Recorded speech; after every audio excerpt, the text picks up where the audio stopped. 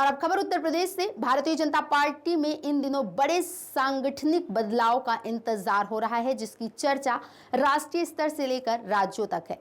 सूत्रों के मुताबिक 21 जुलाई से शुरू हो रहे संसद सत्र से पहले पार्टी के नए राष्ट्रीय अध्यक्ष का ऐलान हो सकता है और इस बीच उत्तर प्रदेश में भाजपा के नए मुखिया को लेकर भी कयासबाजी और चर्चाओं का दौर तेज हो गया है, जिसमें एक पूर्व सांसद और 2 कैबिनेट मंत्रियों सहित कई बड़े नाम दौड़ में शामिल हैं।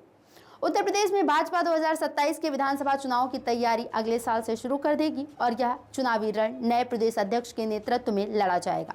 और यही वजह है कि पार्टी यूपी के नए मुखिया के चुनाव को लेकर बेहद सतर्कता बरत रही है, जिसमें सियासी के साथ साथ सामाजिक समीकरणों को साधने पर भी विशेष ध्यान दिया जा रहा है। एक और विपक्ष का पीडीए यानी पिछड़ा दलित अल्पसंख्यक समीकरण है, तो दूसरी ओर अगड़ों और दलितों को भी साधना पार्टी के लिए बड़ी चुनौती बना हुआ है।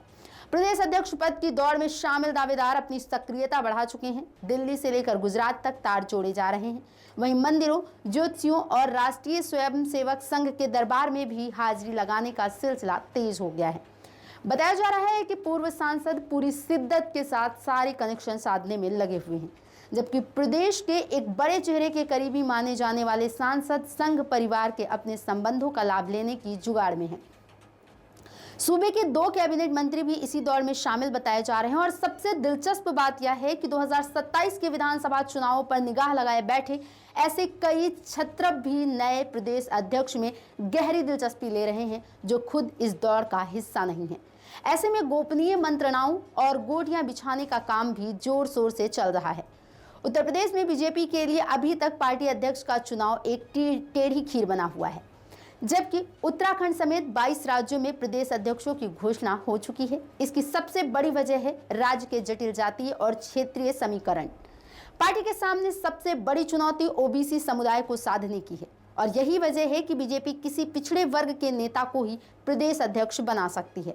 हालांकि कुछ मीडिया रिपोर्ट्स में यह दावा किया जा रहा है कि बीजेपी किसी ब्राह्मण चेहरे को सामने ला सकती है।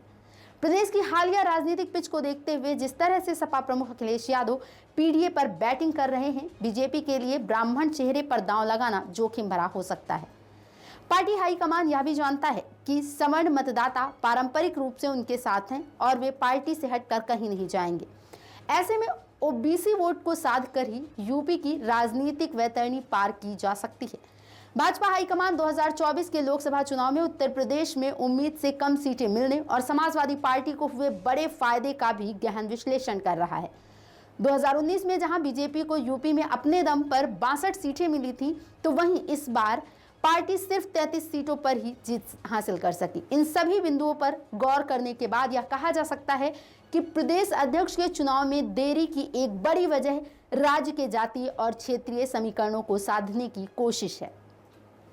भाजपा किसी ऐसे चेहरे की तलाश में है जो अखिलेश यादव के पीडीए की कार्ड बन सके। इसके अलावा इटावा में कथावाचक प्रकरण के बाद ब्राह्मणों की कथित नाराजगी से भी एक एंगल जुड़ गया है। बीजेपी इन्हें साथ लाने के लिए किसी ब्राह्मण चेहरे पर भी दांव लगा सकती है, लेकिन इसकी उम्मीद कम बताई जा रही है। कुल मिलाकर भाजपा प्रदेश अध्यक्ष की दौड़ अब किसी पिछड़े या ब्राह्मण चेहरे पर आकर अटक गई है। इस रेस में कुछ नाम सामने आए हैं। ब्राह्मण चेहरे में पूर्व डिप्टी सीएम और राज्यसभा सांसद दिनेश शर्मा का नाम सबसे आगे चल रहा है। इसके अलावा पूर्व सांसद हरीश द्विवेदी, प्रदेश महामंत्री गोविंद नारायण शुक्ला और पूर्व सांसद सुब्रत पाठक को लेकर भी चर्चाएं तेज हैं। ओबीसी चेहरों में कैबिनेट मंत्री स्वतंत्र देव सिंह, धर्मपाल सिंह और साध्वी निरंजन ज्योति को भी मौका मिल सकता है। बताया जा रहा है कि पार्टी ने अभी सारे विकल्प खोल रखे हैं। 10 जुलाई के बाद आखिरी फैसले पर मुहर लगने की कवायद तेज हो सकती थी, लेकिन अभी तक आज 14 जुलाई तक अभी किसी फैसले पर मुहर नहीं लगी है। इस बीच प्रदेश में क्षेत्रीय छत्रपों के बीच गोपनीय बैठकों का भी सिलसिला जारी है। एक चर्चा यह भी है कि इससे पहले भी प्रदेश अध्यक्ष का चुनाव हो सकता है। आपको बता दें कि यूपी बीजेपी प्रदेश अध्यक्ष भूपेंद्र चौधरी का कार्यकाल जनवरी 2023 में समाप्त हो गया था, जिसके बाद से बीजेपी नए प्रदेश अध्यक्ष की तलाश में है, लेकिन अभी तक किसी एक नाम पर मुहर नहीं लग पाई। लोकसभा चुनाव में बीजेपी को यूपी में सबसे ज्यादा नुकसान उठाना पड़ा था, जिससे यह चुनाव और भी ज्यादा महत्वपूर्ण हो गया है।